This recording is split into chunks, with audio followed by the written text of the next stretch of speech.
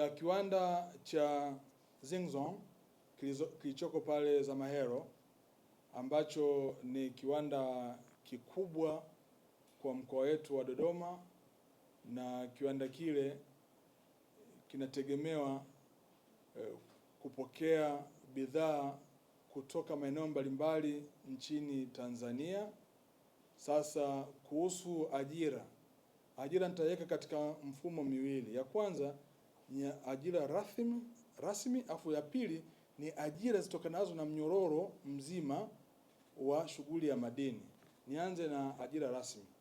Kwa ukubwa wa kiwanda kile, watakuwa na wafanyakazi wasiopungua 300 kwa kuanzia, ambao wengi watajumuishwa ikiwemo vijana na hasa wale ambao wako maeneo karibu pale, ambao wameshaanza kupata ajira kupitia serikali zao za vijiji na wilaya, ambako tayari ukienda pale utakuta kuna vijana wengi sana sasa hivi wanafanya kazi katika eneo lile.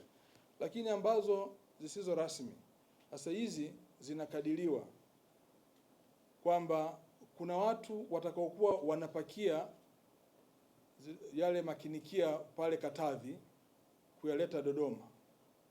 Kuna watu watakaokuwa wanasafirisha kupitia magari, lakini haya magari yatasimama Nzega, yatasimama Igunga, watakula. Ukijumlisha ule mnyororo wote ule, inakwenda kuwalenga zaidi ya watu 10,000 kwenye namna moja ama nyingine, kwa sababu yatatoka pia mikoa ya kusini kwa maana Lindi na Mtwara, lakini vile vile Katavi na Rukwa.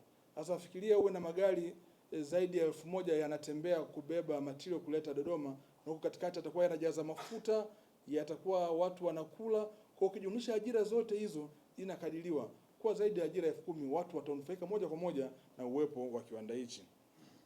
Ndugu yangu Lois ameniuliza kama kuna maeneo ambayo ni reserve ya nchi. Nchi inashiriki vipi kwenye sekta ya madini? Ukizungumza nchi unaizungumza STAMICO, ambapo leseni hii serikali ilipa fidia kwa wawekezaji ambao walishtaki katika mahakama ya ICSID. Baada ya malipo yale, leseni hii ikarudi nchini Tanzania na ikawa chini ya umiliki wa serikali. Ni eneo ambalo liko chini ya serikali. Mheshimiwa Rais alielekeza maeneo yote haya yarudi na yawe chini ya STAMICO. Kwa STAMICO ndo hasa mwenye umiliki wa maeneo kulinda maslahi ya taifa letu ya Tanzania kwa niaba ya serikali. Eneo lingine ni eneo la wilaya Nachingwea, eneo la Nditi pale Ntaka. Serikali ililipa kampuni ya Indiana Resources fedha kwa ajili ya kulipa fidia. Leseni ile ikarudi serikalini na Mheshimiwa Rais akaelekeza leseni ile sehemu ndogo wapewe wachimbaji wadogo, lakini sehemu kubwa imebaki kwa STAMICO. Kwa kiujumla tuna kimsingi niseme kwamba STAMICO ndo hasa mwenye dhamana hii kubwa kwa niaba ya serikali. Lakini pia umeuliza kuhusu uchimbaji wa madini katika mbuga za wanyama, na umelisema hili ikiwa ni mwendelezo wa swali lako la awali juu ya maeneo ambayo yamefanyiwa utafiti.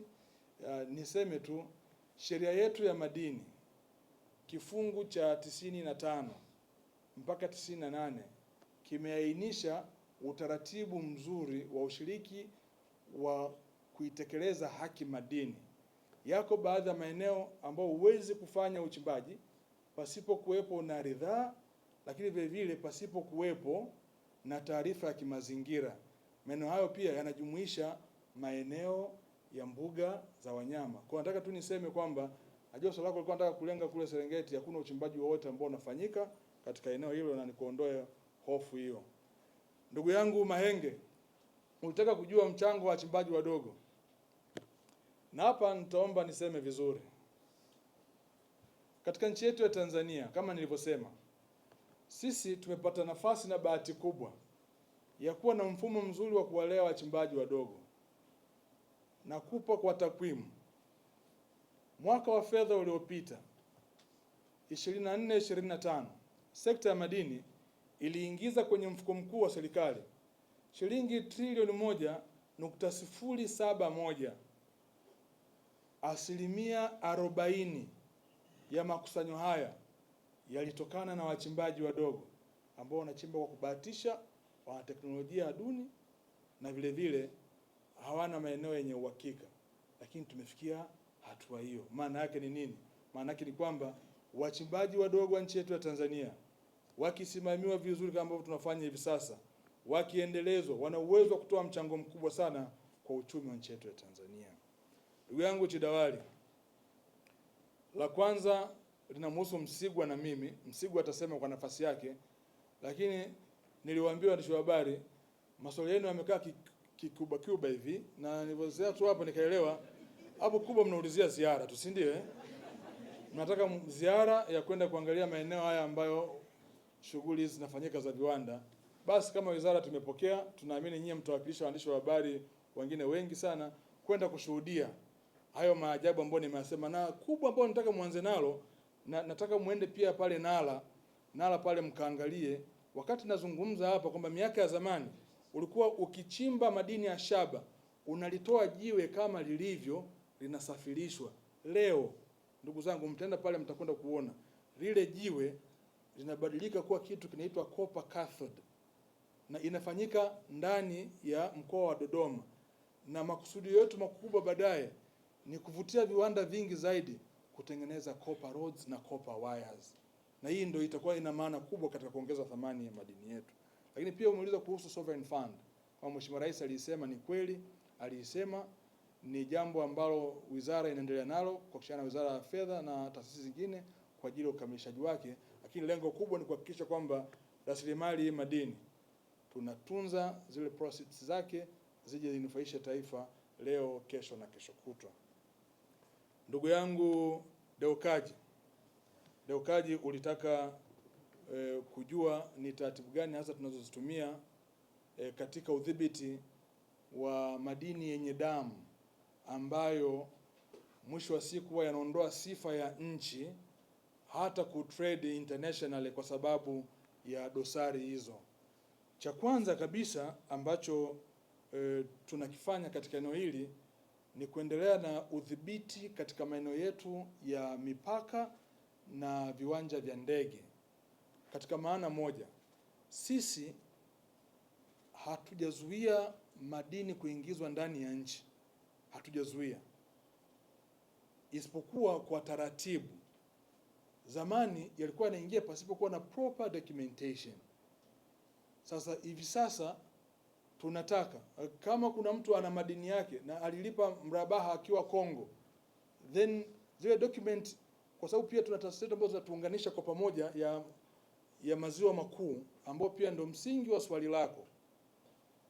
Huwa pia tunasaidia kupata taarifa ya kujiridhisha katika hatua ya kwanza juu ya madini na nyaraka ambazo ambata zimekuja, ili kiwe ni sehemu ya udhibiti, ili madini yanayopita panya road ambao ni rahisi sana kuhusishwa na jambo hilo tuweze kuyadhibiti.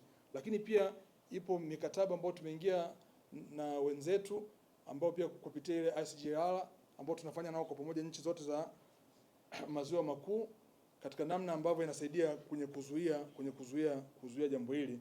Lakini sambamba na hiyo pia tunafanya eneo hili katika masuala ya good governance pia kuhakikisha ya kwamba tunatoa taarifa na kushirikiana na wenzetu wa vyombo vya ulinzi na usalama kwenye kuhakikisha kwamba utaratibu wote wa uingizaji wa madini nchini unafuata taratibu ili tusiingie katika dosari hiyo kubwa. Lakini pia umeniuliza kuhusu madini yaliyokamatwa. Sasa hapa Deukaji, naomba niseme na nieleweke vizuri kabisa katika hoja ambayo umeileta hapa. Deukaji anataka nimpatie takwimu ya madini yaliyokamatwa, ambao hata hivi sasa inawezekana kuna madini mengine yamekamatwa, lakini nitakupa kwa kipindi cha, niruhusu nikupe kwa kipindi cha Julai mpaka Disemba 2025, ambapo katika kipindi hichi kupitia task force yetu ya chini ya wizara tumekamata madini yenye zaidi ya kilo 2 ya dhahabu ambayo yalikuwa yakitaka kutoroshwa katika kipindi cha miezi kadhaa hii, lakini vile na madini ya vito, na hivi sasa tuna kesi ambazo zinaendelea, ziko mahakamani na tumewakamata wahusika, wanaendelea na Bagain ambao wanafanya na ofisi ya mwanasheria mkuu, ofisi ya mkurugenzi wa mashtaka kama hatua ya awali, lakini kikosi kazi cha wizara kazi yake kubwa ni kuhakikisha ya kwamba tunadhibiti mianya ya biashara haramu ya madini ili biashara yote ikafanyika katika masoko ya madini na vituo vya ununuzi. Kama nilivyosema, tuna masoko ya madini 44 na vituo vya ununuzi 114. Tunataka biashara yote ya madini ikafanyikia katika masoko na vituo vya ununuzi ili nchi yetu ya Tanzania iweze kunufaika. Tunaamini watu wakipita katika masoko ya madini, mrabaha, utozo na ushuru ambao serikali inaopata ndio unakwenda kujenga madarasa na kwenda kununua madawati na kusaidia katika huduma za elimu na afya za nchi yetu ya Tanzania. Kwa hiyo tumeendelea na udhibiti wa kiwango kikubwa katika eneo hili, na kama nilivyosema, zipo kesi nyingi ziko mahakamani hivi sasa, na this time tumehakikisha kwamba kwa wale dealers, zamani ilikuwa dealer tukimkamata Arusha anakwenda Njombe kukata leseni. Sasa hivi nimewaambia na nitoa maelekezo kwa katibu mkuu kupitia tume, hakuna mtu yoyote ambaye atakamatwa leo na madini alafu akaondoka mkoa mwingine kwenda kukata leseni. Nataka Watanzania ambao hawana nia njema, kama kuna mtu akuwahi kujifunza shughuli nyingine ya kiuchumi, akajifunze wakati huu. Nikikukamata Arusha, haufanyi kazi nchi nzima mpaka pale ambapo mahakama itasema vinginevyo, kwa sababu wao wote tunawapeleka mahakamani. Asanteni sana, nawashukuru sana.